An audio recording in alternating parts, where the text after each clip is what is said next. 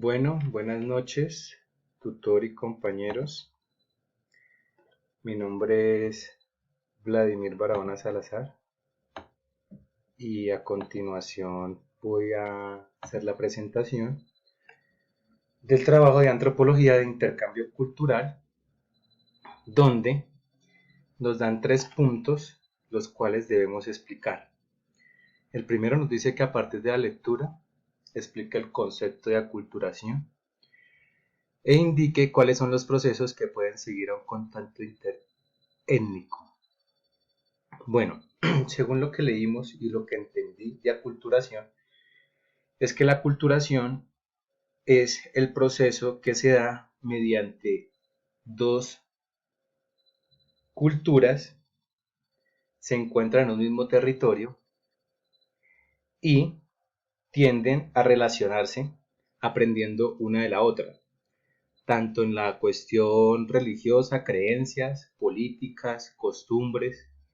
Todo eso se va aprendiendo mediante la aculturación, viendo y relacionándonos unos con otros.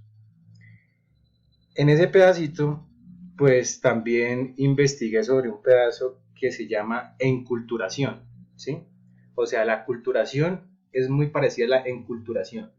¿Qué lo diferencia? Que la aculturación es cuando es en grupo, ¿sí? Se hace en grupo, es la transformación o el aprendizaje entre las dos culturas es en grupo. Y la enculturación es cuando yo como individuo solo llego a una cultura diferente a la mía y voy aprendiendo también por medio del contacto y de irme relacionando con los demás. Bueno, los procesos a seguir de un contacto. Bueno, la segunda parte dice que los procesos a seguir de un contacto interétnicos, ¿cuáles son? Pues, ¿cuáles son los procesos? Los procesos son las fricciones que generan el el empezar a adentrarnos en las culturas, porque todos no aprendemos de la misma forma ni aprendemos al mismo tiempo. Entonces, para unos va a ser más difícil que para otros. Y en medio de ese proceso vamos a tener discusiones, problemas, fricciones, como que esto no me cuadra, esto otro sí me cuadra. Podemos ver que las instituciones triviales, que serían modificadas por la acción religiosa, y así poco a poco se van induciendo a costumbres muy diferentes a la de ellos. ¿Qué nos quiere decir este pedacito? Pues que en la antigüedad, por ejemplo, hablemos de cuando llegaron los españoles a América Latina, empezaron pues a mostrarnos sus cosas, todo lo que hacían allá, sus costumbres, su comida, sus religiones. Ahí lo que digo, la religión. Empezaron a imponernos una religión que era la de ellos, la católica, porque acá nosotros como indígenas no teníamos otra clase de dioses. Entonces, por medio de eso nos fueron como aculturando, ¿sí? Nos fueron llevando hacia el punto que ellos nos querían poner. O sea, para cambiarnos el chip, para irnos acoplando más a la cultura de ellos. Primero tienen que no es irnos al, al tropel, sino más bien por las buenas, como dirían. La segunda nos dice que explique cómo la imposición de proyectos y desarrollos y la promoción de creencias religiosas genera la aculturación de un pueblo.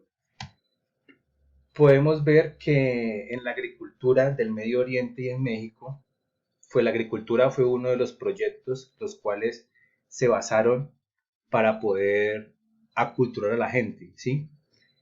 Mediante estos proyectos, donde habían gran inversión y gran número de personas involucradas, daba la posibilidad de que los que estaban arriba manejando el proyecto pudieran poner las reglas y así ir cambiando el chip de las personas como lo decía anteriormente, ¿sí? Ahora mediante la globalización aculturaron muchas culturas en una sola promoviendo proyectos de transporte y comunicación. Lo que estábamos hablando de los indígenas, cómo los fueron desplazando de sus territorios a otros y por medio de tecnología, de proyectos de transportes, o sea, según ellos, arreglándole un poco la vida, fueron cambiándole el chip y fueron haciendo que ellos olvidaran sus costumbres, de dónde vienen y para dónde van y cómo es que es el proceder de su cultura.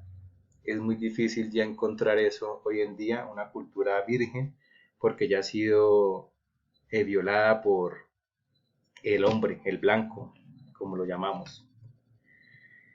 Y la tercera nos dice que según el contenido de la lectura, buscar en internet un caso que cuente un proceso de aculturación en el contexto colombiano. Bueno, investigando un poco, nos dimos cuenta que en Colombia es un país con una gran diversidad étnica y cultural y que el censo del 2010 nos arrojó que 1.392.623 personas indígenas pertenecientes a 89 pueblos hacen parte de una cuenta de 102 pueblos indígenas. ¿Qué pasa con esta población? Esta población ha venido siendo atropellada y sacada de sus territorios. Por ejemplo, conocemos el Parque del Chiribiquete. El Parque del Chiribiquete es una gran extensión protegida de biodiversidad que hace poco la descubrieron y pertenece al Caquetá y el Casanare.